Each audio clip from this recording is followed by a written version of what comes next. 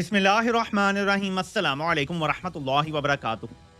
आज ही के दिन पीटीआई का पेशावर जलसा है और आज ही के दिन मीर जाफर ने अपनी प्रॉक्सीज को मैदान में उतार दिया है। रिसीवर आखिर कब तक रिसीव करता रहेगा, इस पर बात करते हैं। इमरान खान से मुलाकात के लिए वो लोग अदालत पहुंच गए हैं कि जब वो इमरान खान से मुलाकात के लिए जाते हैं तो उनकी मुलाकात भी हो जाती है।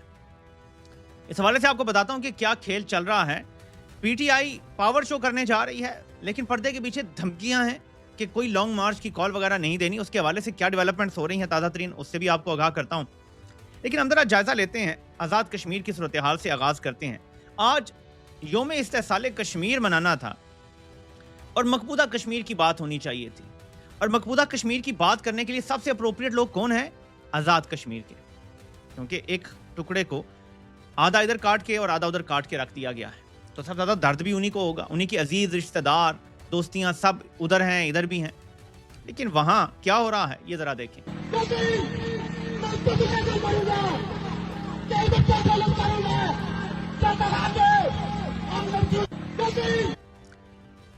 आज़ाद कश्मीर को लोग अपने मसाइल डिस्कस कर रहे हैं, बहुत सारी वीडियोस आई हैं और वो अपनी बात कर रहे हैं कि कट मरेंगे, इनकलाब लेकर आएंगे। जिस दिन हमने मकबूदा कश्मीर के लिए आवाज उठानी थी, उस दिन मीर जाफर का शुक्रिया और किसका अदा करें कि उसने आज़ाद कश्मीर को उस जगह पे लाके खड़ा कर दिया है जहां मकबूदा कश्मीर के बजाय आज़ाद कश्मीर के लिए पूरे पाकिस्तान में आवाज उठाई जा रही है।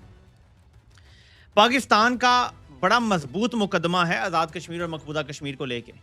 ये मुकदमा 78 साल पाकिस्तान लड़ता रहा और बिल आखिर सरेंडर ऐसा किया गया कि अब ये मुकदमा पाकिस्तान लड़ने के काबिल नहीं है। नेक्स्ट क्या होना है वो भी सुन लें। जिस तरह इंडिया ने आर्टिकल 35 से और 370 करके और कश्मीर हथिया लिया था, इनकी उस टाइम जर्नैलों की डील हो गई थी 2019 में, और ये इमरान खान से बाला बाला जर्नैलों ने डील कर ली थी। अब इनका इरादा यह है कि आज़ाद कश्मीर और गिलगित बल्तिस्तान को भी ऐसे ही पाकिस्तान की टेरिटरी बना दिया जाए, आज़ाद स्टेट ना हो। जैसे उन्होंने यूनियन टेरिटरी बना दिया है, इसी तरह ये पाकिस्तान के सूबे बन जाएं। आज़ाद कश्मीर भी एक सूबा बन जाए पाकिस्तान का, गिलगित बल्तिस्तान भी बाकायदा आइन में सूबा बन जाए, यहाँ पे वजीर आला लगे हों और इस तरह से हम इस काम को आगे चलाएं। इसके बाद क्या होगा? ये मसला हमेशा हमेशा के लिए खत्म। मकबूदा कश्मीर भारत का हमेशा के लिए, और इधर आज़ाद कश्मीर पे पाकिस्तान अपना कब्जा बरकरार रखेगा।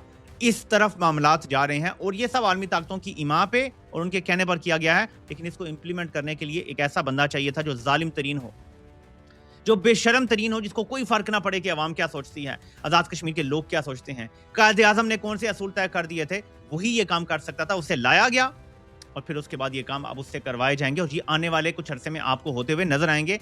आने वाली आईनी तरमीम इस सिलसिले की कड़ियां होंगी। गिलगित बल्तिस्तान में पीपल्स पार्टी को हुकूमत दी गई, आज़ाद कश्मीर में अब नून लीग को यकीनन 2/3 अक्सरियत देने जा रहे हैं और इन्हीं असेंबलियों से पास करवाया जाएगा कि हम पाकिस्तान का हिस्सा बनने के लिए तैयार हैं, हम पाकिस्तान का सूबा बनने के लिए तैयार हैं। फिर पाकिस्तान की आइन में आईनी तरमीम होगी और ये सारे मामलात आने वाले 6 महीने में होते हैं, साल में होते हैं, लेकिन मीर जाफर अपने दौर में करने की पूरी कोशिश करेगा। ये नक्शा है। इसलिए आज़ाद कश्मीर के लोग ये भांप चुके हैं और वो ज्यादा शिद्दत से जोर लगा रहे हैं कि हमारी इंडिपेंडेंस आप खत्म नहीं करेंगे इस तरह से। बहरहाल देखते हैं कि हालात किस तरफ जाते हैं। ये मेरे पाकिस्तानियों, एक रिपोर्टर के साथ पुलिस कर रही है सलूक, ये जरा देखें।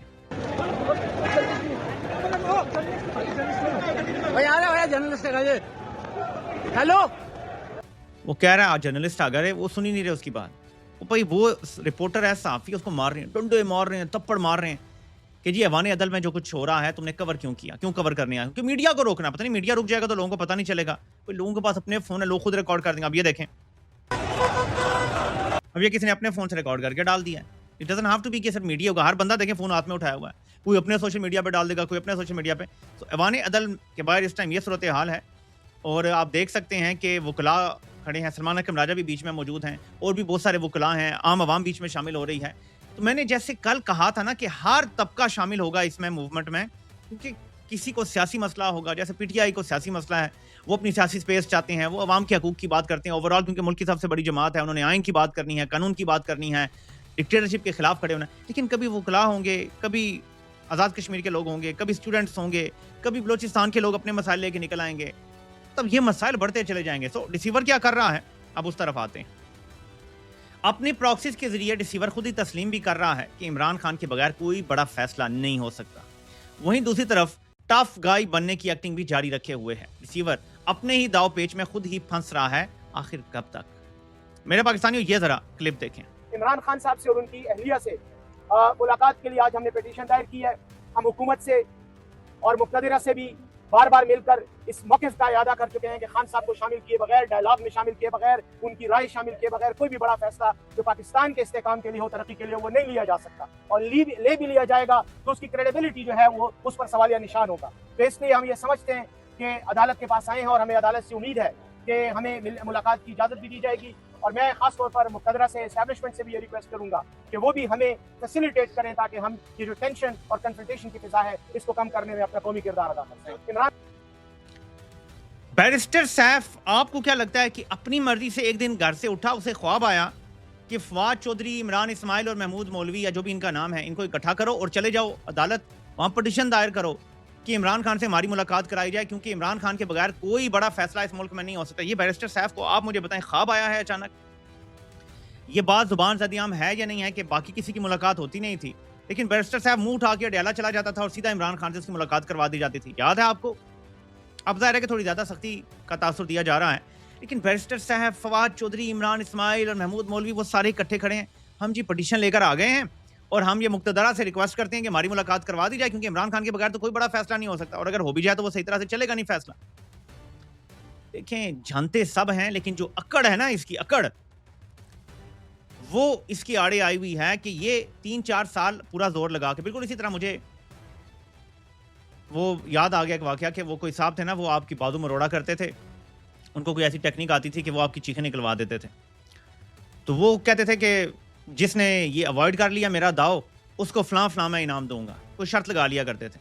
वो एक लड़का जो है वो हमारे साथ ही होता था, वो कहता है ठीक है, उसने शर्त लगा ली।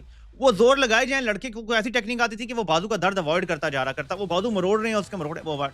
अब उनकी अना ऐसी थी कि वो करते ही गए करते, हालांकि एक लिमिट होती है ना भाई, आपने अपने दाव पेच लगा ली, उन्होंने उसकी बाजू ही तोड़ दी।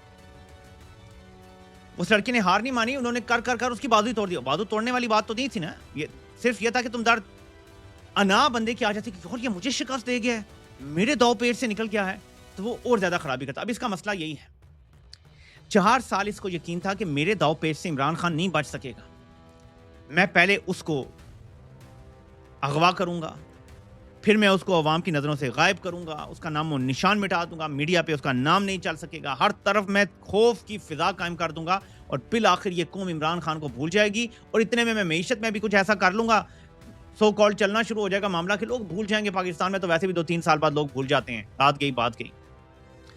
4 साल इसकी नौकरी पूरी होने वाली है बतौर मीर जाफर, लेकिन इस शख्स को एक भी इतनी सी भी जर्रे के बराबर कामयाबी नहीं मिली। तो अब इसको पता है कि बादू मजीद मरोड़ूंगा तो टूट जाएगा, यानी पाकिस्तान का वो अशर हो गया है, ये मजीद करता चला जाएगा तो इसके डीएचए के प्लाट भी कोड़ियों के भाव बिकेंगे, इसका फौजी कंपनियां भी बर्बाद हो जाएंगी। अभी तो इनका मुनाफा रिकॉर्ड जा रहा है, बाय द वे फौजी ग्रुप और इनकी सारी कंपनियां, इनका मुनाफा रिकॉर्ड जा रहा है। लेकिन जब गुर्बत बढ़ती जाएगी, हर चीज बैठ जाएगी, कंस्ट्रक्शन बैठ जाएगी, किसान बैठ जाएगा, तो आपका ना यूरिया बिकेगा, ना आपके प्लॉट बिकेंगे, ना आपका सीमेंट बिकेगा, फिर क्या होगा? आपके अपने कारोबारों का नुकसान होगा।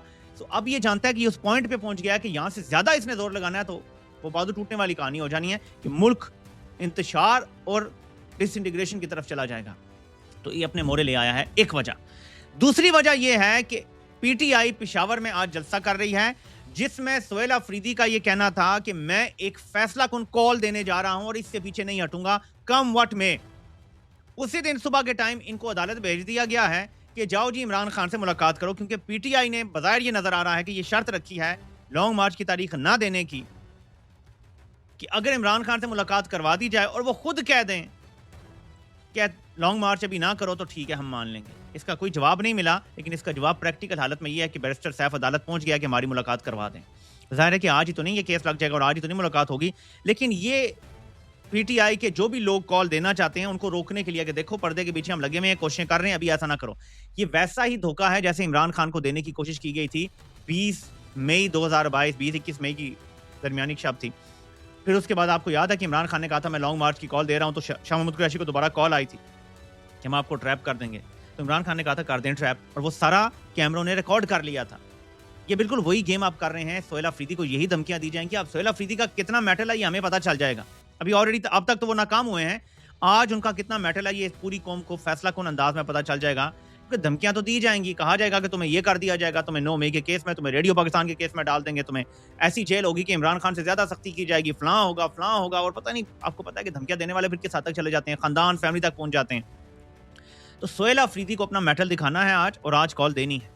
कोई बैरिस्टर सैफ कॉल रोकने का बहाना नहीं बनना चाहिए, क्योंकि कहा यह जा रहा है कि पर्दे के पीछे ये हो रहा है कि यार थोड़ा मौका दे दो, और अभी कॉल ना दो, 2-2.5 महीने बाद की कॉल दे दो। इस दौरान कोई बातचीत जो है वो दरमियान में चल रही है। यहां तक दावा किया जा रहा है कुछ लोगों की तरफ से कि तहरीक तहफ़्फ़ुज़ आईन पाकिस्तान के प्लेटफॉर्म से भी पीटीआई के अंदर जो लोग चाहते हैं कि तारीख दी जाए, उनको भी पैगाम दिया गया। ये मुबैना तौर पर यह दावा सामने आ रहा है कि अभी आप लॉन्ग मार्च की कॉल ना दें, बल्कि इसको पोस्टपोन करें, क्योंकि पर्दे के पीछे जो बातचीत चल रही है, अगर आपने कॉल दे दी, झटका दिया, तो आपका नुकसान होगा। अभी पीपल्स पार्टी के साथ फौज के ताल्लुकात थोड़े खराब हो रहे हैं, आपको मौका मिल सकता है कि आप इन हो जाएं, तो आप अभी ना करें। भाई, इमरान खान की ये सियासत है कि हमने पीपल्स पार्टी की जगह इन हो जाना है।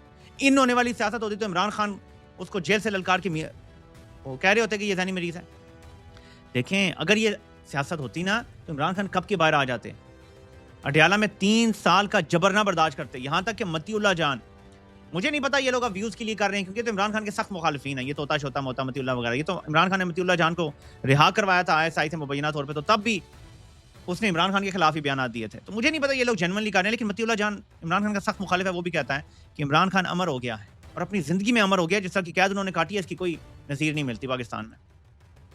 ये वो लोग हैं जो इमरान खान को बिलिटल करते थे हर चीज में, वो लोग भी एतराफ़ कर रहे हैं कि इमरान खान अमर हो गया है, और जिंदा होते हुए अमर हो गया है। लोग अपनी वफात के बाद अमर होते हैं, इमरान खान अपनी जिंदगी में अमर हो गया है।